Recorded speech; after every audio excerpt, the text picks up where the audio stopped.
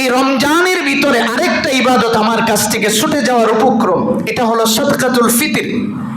আমার রোজার জন্য, আমার সুস্থতার জন্য, মাল যেমন পরিশুদ্ধ করার জন্য আমি যাকাত দেই, ঠিক তেমনি ভাবে আমি আমার রোজা এবং নিজের আত্মপরিশুদ্ধ, নিজের শরীরকে পরিশুদ্ধ করার জন্য আমাকে ফিতরা দিতে হয়। এটা বালেগ নয়, নাবালেগ সহ একটা ফ্যামিলিতে যতজন আছে সবার নামে আপনি ফিতরা আদায় করতে হবে। তো ফিতরাটা কোন সময় আদায় করবেন? আল্লাহর রসুল বলেন যে তোমার এই সাদাকাটা তুমি ঈদের নামাজের আগে পরিশোধ করে আসো। কোন সময়ের আগে?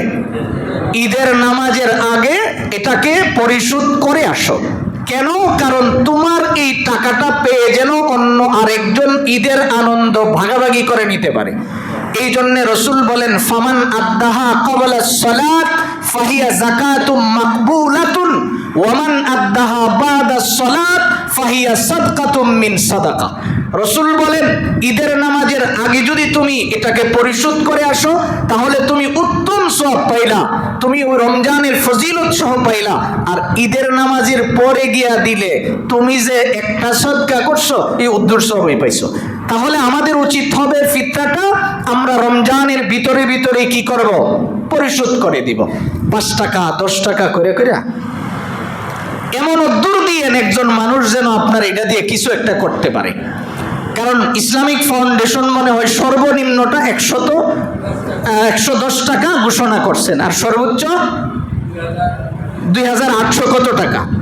এবার আপনি আপনার অবস্থান থেকে হিসাব করবেন যে আমি কয় টাকা দিলে, নিজের বিবেককে প্রশ্ন করবেন যে আমি কতদূর দিলে আমার ফিতরাটা আদায় হইব।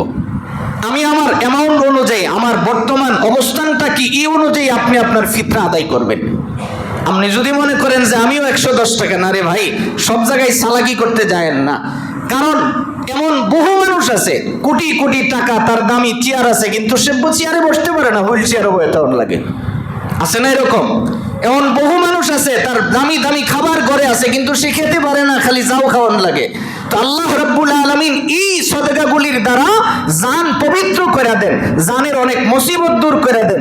এই জন্য একটু হিসাব করে করে টাকাটা খরচ করেন, যে আপনি একটু চেষ্টা করেন যে আমি যেন যদ্দূর আছি ওখান থেকে দেই, কমটা দেওয়ার ফিকির করি না, সর্বোচ্চ বেশিটা দেওয়ার ফিকিরই করবেন। এইভাবে আপনি যদি আপনার ফিতরাগুলি আদায় করেন তাহলে আপনার জানের সদকা। এটা কিসের সদকা বলেন? কিসের? জানের। কাজে জানের মায়া তো সবার আছে না? আমরা তো প্রবাদ একটা কথা আছে যে নিজে বাঁচলে বাপের নাম। কাজে এটা নিজেকে পরিশুদ্ধ করার জন্য, নিজে বাঁচার জন্য, এই জন্য এই জায়গায় গিয়ে 110 টাকা গণেন না, আপনি আপনার সাধ্য অনুযায়ী গণেন। 110 টাকা তো ওই লোকের যিনি ভ্যান চালায়, রিক্সা চালায়, কোন রকম খায়া দায়া চলে, তার জন্য। এটা তো আপনার না। আপনি আপনার বিবেককে প্রশ্ন করে ফিতরাটা আদায় করবেন।